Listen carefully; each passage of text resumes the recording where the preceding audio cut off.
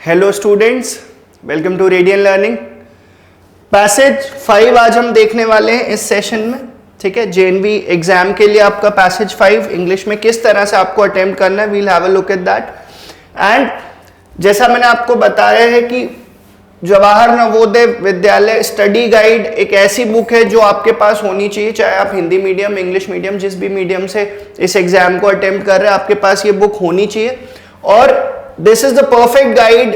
सब कुछ हमने इस बुक में बताया है कि किस तरह से आपको एग्जाम में अटेम्प्ट करना है। और when you are done with this guide, उसके बाद आप ये प्रैक्टिस सेट वाली बुक भी परचेज करिए।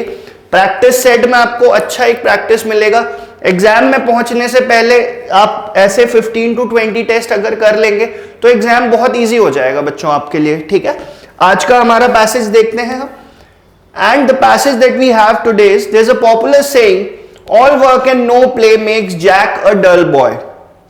पॉपुलर सेइंग का मतलब जो सोसाइटी में अक्सर बोला जाता है, all work and no play makes Jack a dull boy, मतलब सिर्फ वर्क ही वर्क करते रहना और खेलना नहीं, स्पोर्ट्स एक्टिविटीज में इन्वॉल्व नहीं होना makes him a dull boy. Games and sports are necessary for the all around development of a child. The youth should spare some time. ये स्पेयर वर्ड का मीनिंग होता है कि कुछ टाइम हमें निकालना चाहिए। Apart from studies, we should spare some time for sports and other activities from studies and devote it to sports. Sports are essential for the development of body, mind and soul. तो यहां पर एक question इस तरह से भी आ सकता है कि स्पोर्ट्स किस लिए एसेंशियल होता है, तो they are essential for body, mind and soul.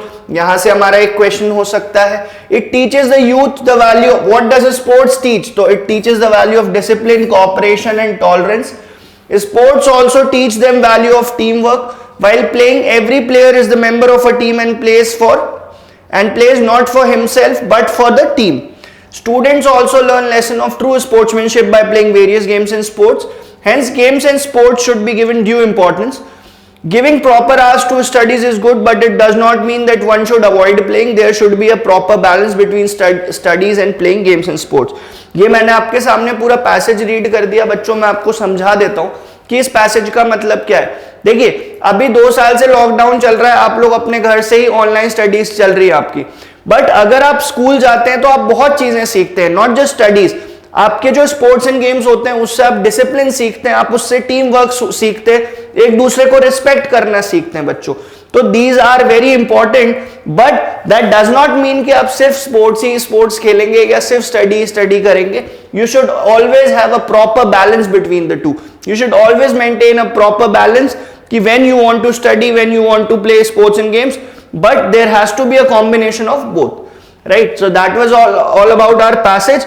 Now moving to the questions based on this passage, what makes Jack a dull boy? तो ये पैसेज के फर्स्ट लाइन में ही लिखा हुआ है कि all work and no play makes Jack a dull boy. तो that is your first answer, all work and no play. Option A is correct. Sorry, option B is correct. यहाँ पर उल्टा लिखा हुआ है। Option B is correct, all work and no play makes Jack a dull boy.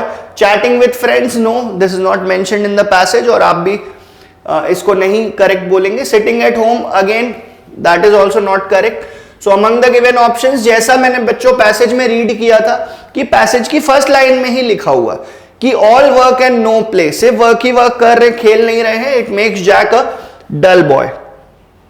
Next, which of the following is same as energetic? If someone is energetic, तो energy का opposite क्या, sorry same meaning बताना है।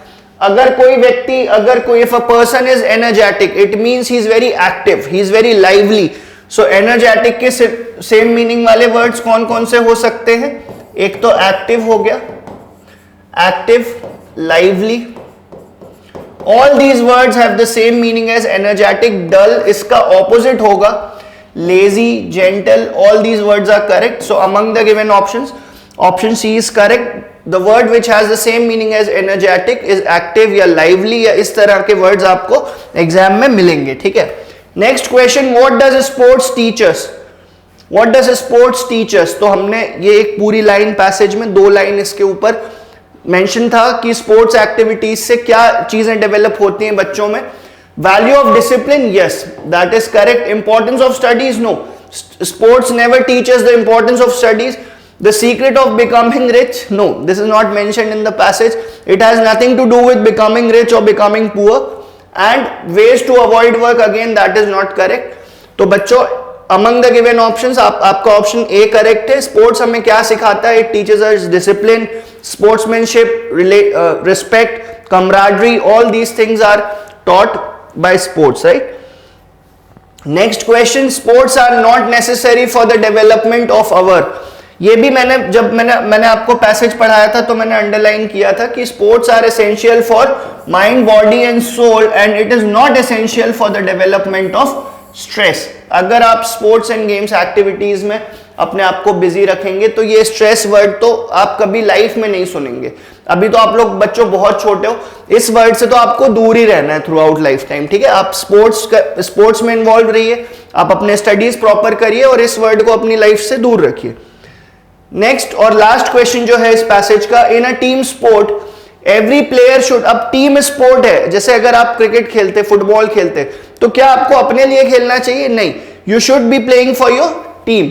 सो play for himself and नहीं, play for himself ऐसे बिल्कुल नहीं.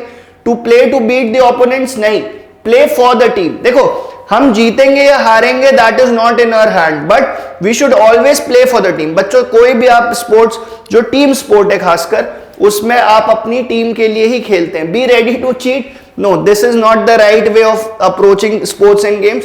You should never cheat, right? So that was our passage 5 from this JNV book. So I hope you guys enjoyed this session. Thank you.